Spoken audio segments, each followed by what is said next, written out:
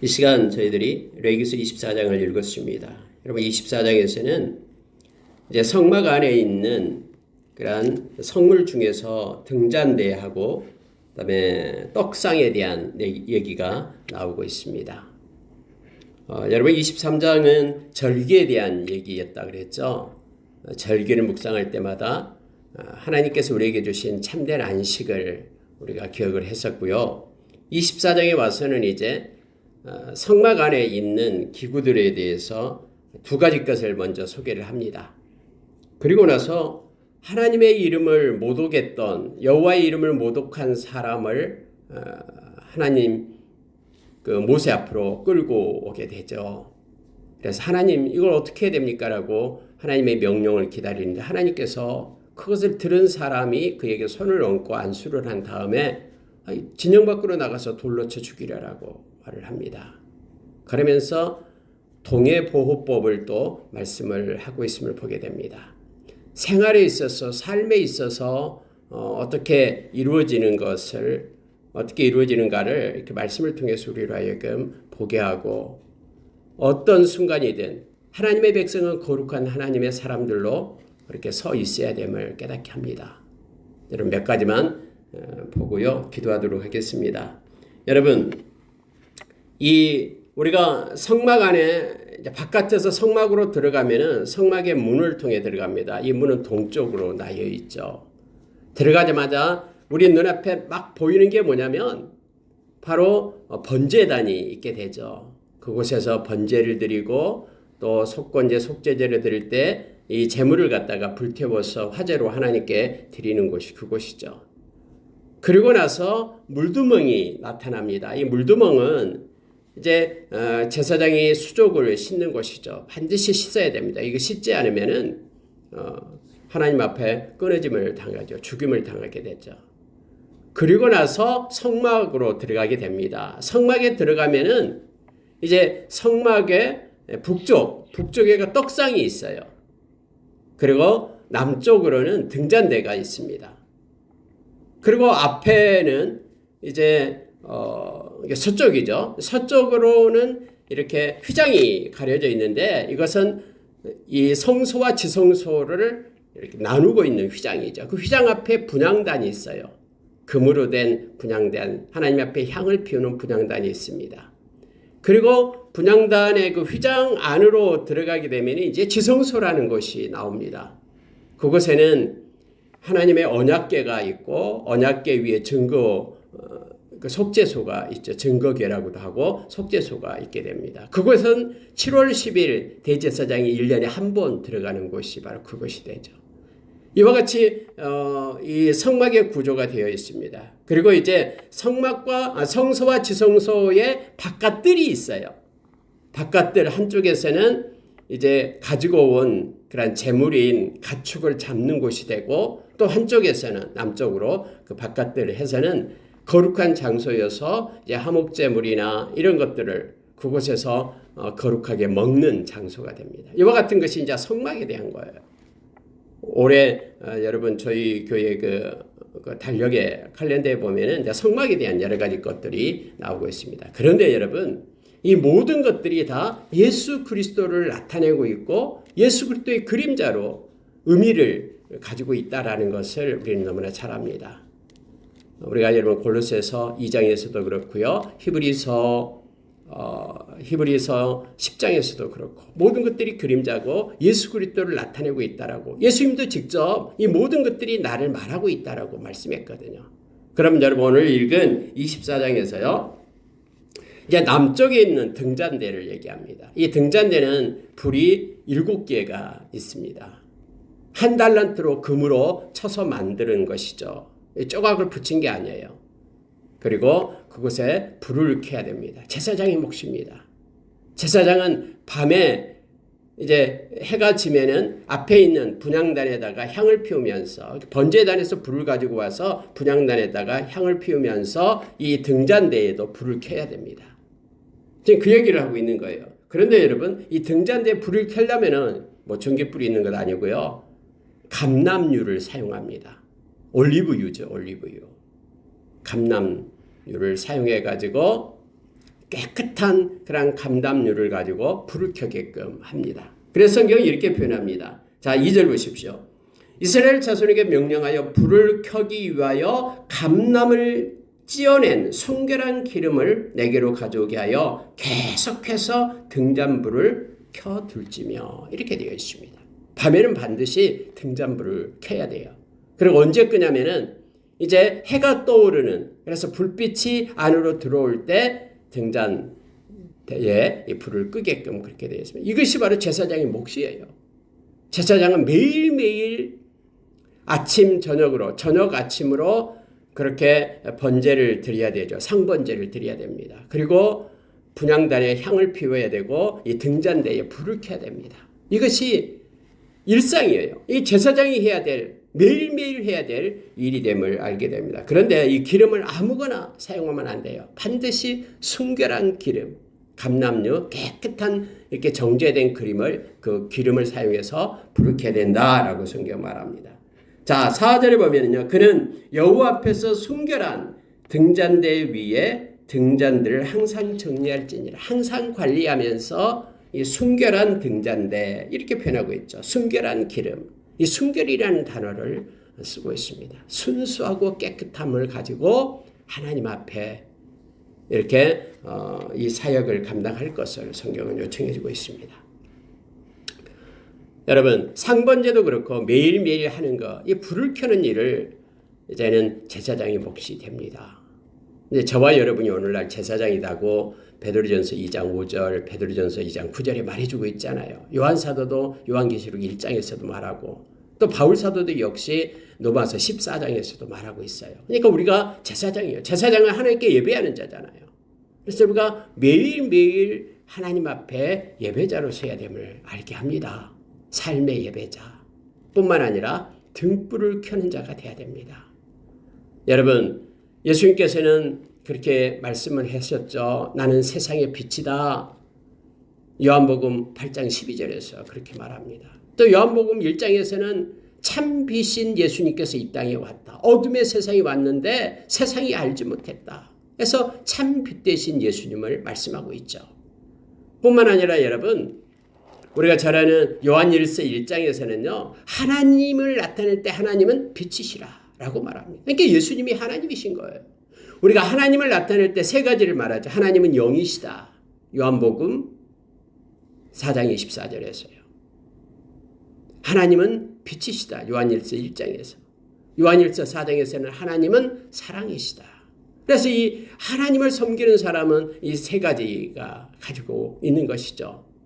즉 하나님, 빛 대신 하나님 앞에 나가기 때문에 어둠에 거하지 않고 영이신 하나님께 나가기 때문에 겉모습만이 아니라 우리가 내면적인 영적으로 마음으로 하나님을 섬기고 사랑이신 하나님을 섬기기 때문에 하나님의 사랑이 우리 안에 있어서 무슨 일을 하든지 하나님의 사랑으로 행하고 이것이 하나님을 섬기는 이들의 모습이죠. 그러니까 또 예수님이 빛이시다라고 우리에게 말씀해 주고 있습니다. 그럼 예수님을 따르는 저와 여러분이 빛의 자녀라고 말해요. 에베소서 5장 8절에서 말합니다. 빛의 자녀들은 바로 착함과 의로움과 진실함의 열매를 맺는다라고 우리에게 말해주고 있죠. 이게 순결하다라는 거예요.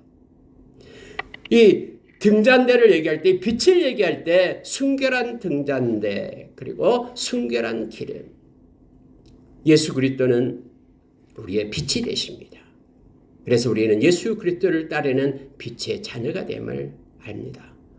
어둠으로부터 우리를 끌어내어 빛의 자녀로 우리를 삼으신 것입니다. 이 등잔대가 바로 예수님을 나타내면서 빛이다라고 말하죠. 우리가 여러분 요한복음에 보면은 말씀이 계셨다. 말씀이 하나님과 함께 하셨다. 말씀이 곧 하나님이다. 이렇게 말하잖아요.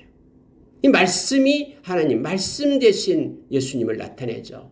근데 이건 시편 기자는 시편 119편 105절에서 하나님의 말씀은 내 발의 등이요 내 길의 빛이다 라고 우리에게 말씀해 주고 있죠. 이게 이 빛이라는 것이 하나님 예수 그리스도 말씀을 드러내고 있음을 보게 됩니다.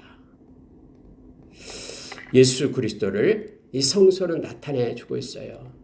그래서 예수님께서 복음서에서 성전을 보느냐 성전보다 더 큰 이가 여기 있다 라고 말하고 내가 곧 성전이다. 그래서 나를 홀라.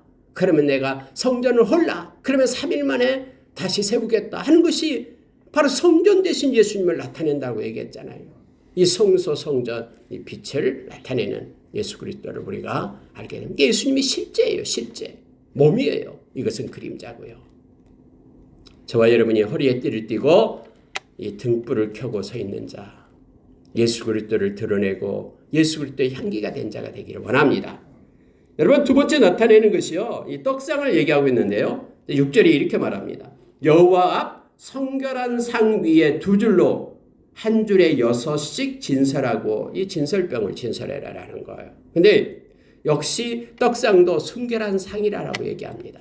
제사장들은 일주일에 한 번씩 안식일 날 떡을 구워야 돼요. 12개를 구워가지고 두 줄로 6개씩 이렇게 딱 떡상 위에 쌓아놓습니다. 그리고 그 위에 유황을 갖다가 넣습니다. 이건 일주일마다 해야 됩니다. 안식일 때마다 이것을 해야 돼요. 여러분 예수님께서 그렇게 말씀하셨죠. 예수님은 요한복음 6장 35절에서 나는 생명의 떡이다. 내게 오는 자는 결코 줄이지 않는다.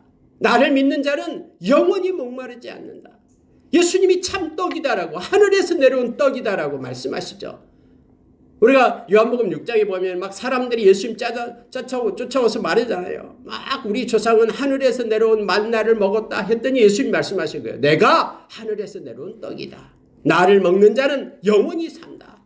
하면서 참떡 대신 예수님을 그렇게 나타내주고 있잖아요. 예수님 직접 말씀하신 거잖아요. 바로 이 떡, 이것을 12개, 이것은 12지파를 말하잖아요. 하나님을 믿는 백성들 모두는 나에게 오는 자는 결코 줄이지 않는다. 내가 떡이 되기 때문에 하면서 모든 것을 공급하시고 주장하시고 이끄시는 그러한 예수님을 이렇게 그림자로 나타내고 있음을 보게 됩니다. 8절에 보면 이렇게 말합니다. 안식일마다 이 떡을 여호와 앞에 항상 진설할지니 이는 이스라엘의 자손을 위한 것이요 영원한 언약이니라. 아니 여러분 진설병을 이렇게 쭉 해놨는데 그것을 갖다 성경은 뭐라고 얘기하냐면 이는 이스라엘의 자손을 위한 것이요 라고 말하고 있잖아요. 영적 이스라엘 자손 하나님의 백성들 예수 믿는 자들을 위한 것이다 라고 말합니다. 예수님께서는 당신의 몸을 십자가에 주심으로 인하여 우리 모두를 살리셨어요. 그래서 우리가 결코 줄이지 않고요. 육적으로도 영적으로도 예수 안에 있는 사람은 다 부유한 자가 된 거예요. 예수 안에는 영원한 하나님의 사랑이 있고요. 로마서 8장 35절에서요. 예수 안에는 참된 평안이 있어요. 빌립보서 4장 6절에서요. 예수 안에는 참된 지혜와 참된 지식이 참된 보배가 예수 안에 있음을 예수님이 되심을 우리에게 말합니다. 그래서 예수님은 우리의 지혜가 되고 의로움 되고 또 거룩함 되고 구원함 되고 예수님의 어깨는 정사를 메어서 통치하시고 예수님은 평강의 왕이시고 영존하신 아버지고 거룩하신 하나님이다라고 우리에게 가르쳐 줍니다. 여러분 이처럼 예수님은 성소의 양쪽에 있는 북쪽과 남쪽에 있는 남쪽의 등잔대 북쪽의 떡상에 대해서 이것이 예수님의 그림자로 그렇게 나타나고 있음을 우리에게 가르쳐 주면서요. 이 24장을 우리가 이처럼 신학의 눈으로 보면 큰 은혜가 우리 가운데 있습니다. 주님 앞에 나올 때에는 예배하러 주님께 올 때는 참 빛 되신 우리 주님 그리고 우리에게 영원한 생명의 떡이 되신 우리 주님을 우리가 생각하며 우리 주님께 감사함으로 예배를 드리는 저와 여러분 되기를 원합니다. 여러분 근데 한 가지 이제 에피소드가 나오고 있습니다. 한 사건이 일어나요. 성경에 보니까는 자세하게 기록되어 있는데요. 자 10절 이하에서 나오고 있는데 어머니는 이스라엘 여자고 아버지는 애굽 사람인 어떤 사람이 있어요. 그러니까 엄마는 이스라엘 여자예요. 근데 아버지는 애굽 사람이에요. 얘는 애굽에서 나왔기 때문에 뭐 그런 국제 결혼도 애굽 땅에서 나왔기 때문에 이런 게 있을 거 아니에요. 지금 광야 생활이니까 애굽에서 출애굽했잖아요. 근데 이제 그들 중에서는 애굽에 있는 남자와 결혼해가지고 이제 같이 따라 나온 거예요. 근데 그 아들이 있었어요. 이 아들하고 또 한 사람 누구냐면 이스라엘 사람과 진영 중에서 싸우다가 이렇게 되어 있죠. 한 사람은 이스라엘 사람, 한 사람은 이제 같이 왔는데 아버지는 애굽, 또 엄마는 이스라엘 사람. 이 사람이 둘이 싸우게 됐다라는 거예요. 어떻게 싸웠는지 안 나와 있어요. 어쨌든 막 싸웠어요. 그런데 사람들이 구경을 했겠죠. 근데 싸우다가 이 아버지가 애굽인 사람이 어떤 얘기를 하냐면요. 자, 11절 보십시오. 그 이스라엘 여인의 아들이 여호와의 이름을 모독하며 저주함으로 무리가 끌고 모세에게로 가니라라고 되어 있어요. 아니 갑자기 자기들끼리 싸운데 하나님의 이름이 나오는 거예요. 근데 하나님의 이름을 모독하고 저주했다라는 거예요. 네가 믿는 하나님, 너가 믿는 하나님 하면서 아무것도 아니야 하면서 막 저주를 한 거예요. 뭐 때문에 그런지 몰라요. 근데 이 사람은 아버지가 애굽 사람이기 때문에 애굽의 우상에 쩔어 있는 애굽의 신이 더 커, 아피스가 더 위대해. 만약에 아피스가 더 위대하지 않았다면 너희들이 애굽 땅에 노예로 살 때 너희들이 왜 노예로 살았겠어? 우리 애굽 사람들이 더 애굽이 섬기는 신이 더 위대해 하면서 막 여호와 이름을 저주했다라는 거예요. 이것을 옆에 있는 사람이 듣게 되었다라고 얘기합니다. 여러분 어떤 의미인지 모르지만 어쨌든 싸우다가 이렇게 된 겁니다. 하나님을 무시한 거예요. 멸시한 거예요. 저주한 거예요. 그래서 사람들이 하나님의 이름을 저주하네 하면서 그를 붙들고 모세 앞으로 간 거예요. 이제 처음 있는 일이잖아요. 이게요. 이렇게 지금 계명을 받고 처음 있는 일이에요. 그래서 이제는 가두어 놨어요. 모세가 하나님 앞에 엎드려 하나님 어떻게 할까요? 이런 일이 있었습니다. 이거 어떻게 할까요? 처음인데. 그러면서 하나님의 명령을 기다리고 있었다라고 12절에 말합니다. 그랬더니 여러분 하나님께서 이렇게 말씀하십니다. 그 소리를 들은 사람을 그에게 안수하게 해라. 그리고 진영 밖으로 끌고 가라. 돌로 쳐 죽이라. 라고 말하는 거예요. 여러분 진짜 무섭죠. 아니 사랑의 하나님께서 어떻게 이렇게 하실 수 있어요? 라고 생각하는 사람이 있습니다. 그러나 여러분 하나님 이제 처음이잖아요. 하나님의 백성은 하나님을 경외해야 되고 존귀케 여겨야 돼요. 그래야지만이 하나님을 섬길 수 있어요. 만약에 마음 가운데 하나님을 무시하고 멸시하는 사람들은 하나님을 섬기는 자가 아니잖아요. 그래서 하나님을 섬기는 공동체를 처음 세울 때에 이렇게 거룩함으로 하나님께서 일을 행하신 것입니다. 하나님의 공의가 이러한 일을 행하게 하는 것입니다. 여러분 하나님께 신성 모독하게 될 때는 막 돌로 쳐 죽여야 되잖아요. 그렇게 지금 이렇게 율법이 되어 있죠. 예수님 당시에도 그런 일이 있었습니다. 여러분 예수님께서 요한복음 8장 59절에 보면은요 어떤 내용이 나오냐면 자 유대인들하고 예수님하고 이렇게 말을 하는 장면 중에 나오는데 아브라함에 대한 얘기가 나와요. 아브라함은 나를 보고 기뻐했다. 예수님이 이 말씀을 하는 거예요. 아니 2000년 전에 아브라함에 대해서 예수님이 이렇게 말하니까 이스라엘 유대인들이 아니 너는 50도 되지 않는 애가 네가 아브라함을 봤느냐? 라고 막 말을 합니다. 그러니까는 아브라함은 나 있는 것을 보았다라고 말하는 거예요. 그러니까 뭐라고 하면서 이것은 신성 모독하다라고 하면서 그 사람들이 돌을 들어서 예수님을 치려고 합니다. 끌어내고 돌을 들어서 치려고 해요. 그러니까 신성 모독한다는 건 여기에서 좀 유래된 거예요. 하나님의 이름을 욕했다라는 거예요. 아니 예수님이 무슨 하나님의 이름을 저주하고 하나님의 이름을 욕했습니까? 아브라함에 대해서만 얘기하는 것이지. 하나님과 아버지와 내가 하나다. 그럴 때도 그랬잖아요. 그러니까 여기서도 이렇게 하나님의 이름을 욕하고 하나님의 이름을 저주하고 하나님의 그런 이름을 갖다가 이렇게 멸시하는 그러한 이들에게는 하나님께서 이렇게 모독하면은 돌로 쳐라 했는데 아니 예수님이 하나님의 이름을 높였잖아요. 경외했잖아요. 그런데 이스라엘 백성들은 신성 모독하다고 예수님을 갖다가 이렇게 돌로 쳐 죽이려고 결국 예수님의 십자가에 못 박혀 죽이는 이유가 바로 그거예요. 사람이 하나님이 다 했다라는 거죠. 그래서 예수님을 십자가에 못 박히고 안식일을 범했다는 그것 때문에 예수님을 십자가에 못 박혀서 죽이게끔 그렇게 끌고 가잖아요. 여러분 요한복음 10장에 보면 거기도 마찬가지예요. 예수님께서 아버지와 내가 하나이다. 이 말을 하는 거예요. 그러니까 그들이 깜짝 놀래가지고 아니 하나님과 예수님이 하나다. 그러면서 돌을 들여서 죽이려고 하잖아요. 예수님은 그것을 뚫고 나왔음을 성경은 말해주고 있죠. 아무리 돌로 치려고 해도 때가 되지 않으면 치지 않습니다. 칠 수가 없어요. 하나님의 허락이 없기 때문에.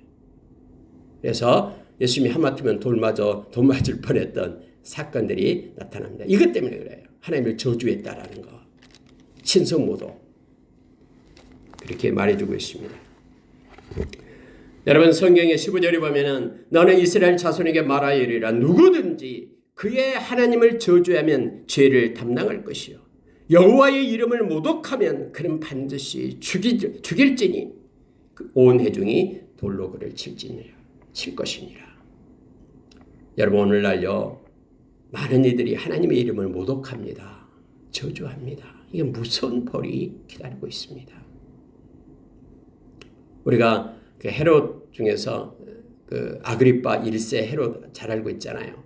시돈 지역에 가서 막 그가 연설을 하는데 사람들이 막 아첨을 하잖아요. 박수치면서 야 이건 신의 소리다 라고 할 때 그가 고개를 끄덕끄덕 하면서 하나님께 돌려야 될 영광을 가로채니까 하나님이 그를 치니까 충이 먹어 죽었다라고 말하잖아요.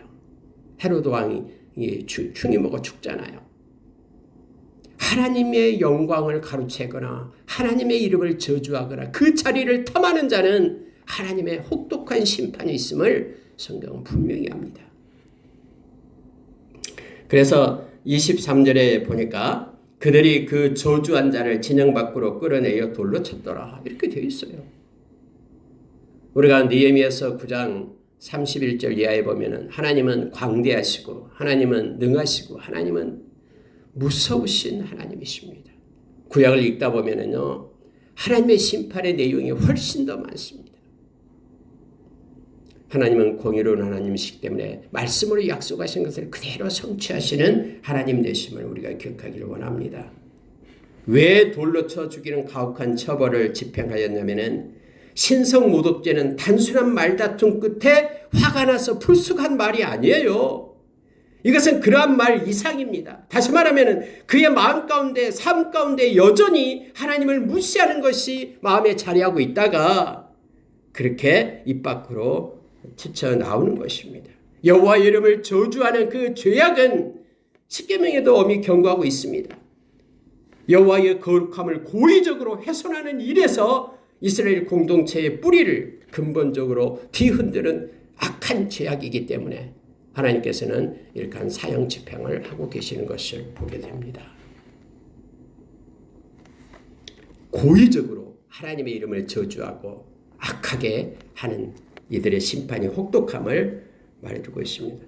여러분 여기서 한 가지만 더 보고 마치겠는데요. 하나님께서 이 말씀을 하십니다. 19절 이하에서 동해 보복법에 대한 얘기를 합니다. 사람이 만일 그의 유대에게 상해를 입혔으면 그가 행한 대로 그에게 행할 것이니 상체는 상처로 눈에는 눈으로 이에는 이로 갚을지니라. 남에게 상해를 입힌 그대로 그에게 그렇게 할 것이며 짐승을 죽이면 짐승을 죽이고 사람을 죽이면 사람을 죽이고 이게 동해 보복법이죠. 여전히 이슬람교회는 지금 이것이 행해지고 있죠. 근데 여러분 예수님께서는 그렇게 말씀했잖아요. 70번씩 7번이라도 용서해라 라고 예수님은 말씀을 하십니다. 예수님은 산상수훈에서 더 나은 의를 가진 자라야 천국 백성이다 라고 우리에게 가르쳐주고 있죠. 여러분 원래 이 동해보복법은 실제적으로 그런 내용이죠. 죄를 지은 만큼 공평의 원리에 입각해서 그 일을 해결해라 라는 법이에요. 이게 무지막지한 법이 아니에요. 감정에 치우쳐 죄값 이상으로 안갚음을 가하지 말라라고 말합니다. 만약 그렇게 되면 계속해서 악순환이죠. 이쪽에서 행하면 이쪽에서 행하고 이쪽에서 행하고. 그래서 내가 손에 입은 것 그 이상으로 행하지 말라라는 게 바로 이 통해보복법이에요. 그래서 그때 당시에는 이것이 발달된 탁월한 법이에요. 왜냐하면 잠재울 수 있는 법이기 때문에요. 그러나 오늘날 예수 믿는 하나님의 백성에게는, 새언약 백성에게는 이것이 아니죠. 우리는 용서하고 용납할 것을 성경은 명령해 주고 있기 때문에 그렇습니다. 원수 갚는 일 너희들의 몫 아니다 라고 우리가 로마서 12장에서 우리에게 가르쳐 주고 있죠. 하나님께 맡기면 하나님께서 다 행하십니다. 말씀을 마치겠습니다. 오늘 레위기서 24장에서는요. 등잔대 그리고 떡상에 대해서 우리에게 가르쳐 줍니다. 예수님은 빛이시고 예수님은 떡이십니다. 예수님은 우리를 다 결코 줄이지 않게 하시고 목마르지 않게 하시고 영원한 생명의 떡이 되어 우리에게 주십니다. 이 떡은 말씀을 상징합니다. 빛도 말씀을 상징합니다. 예수님도 말씀이라고 했습니다. 우리는 믿음의 생활을 한다는 것은 말씀을 가지고 빛의 자녀로서 또 세상에서 예수님께서 주시는 은혜를 누리며 살아가는 자가 됨을 알게 됩니다. 그리고 하나님의 이름을 우리는 높여야 됩니다. 하나님의 이름을 마음으로나 삶으로나 이렇게 무시하고 저주하고 또 모독하고 하는 그런 죄가 얼마나 악하다라는 것을 성경은 가르쳐 줍니다. 오늘 하루도 우리 하나님께 영광을 돌리며 빛과 떡이 되신 주님과 동행하는 우리의 삶이 있기를 원합니다. 기도하겠습니다.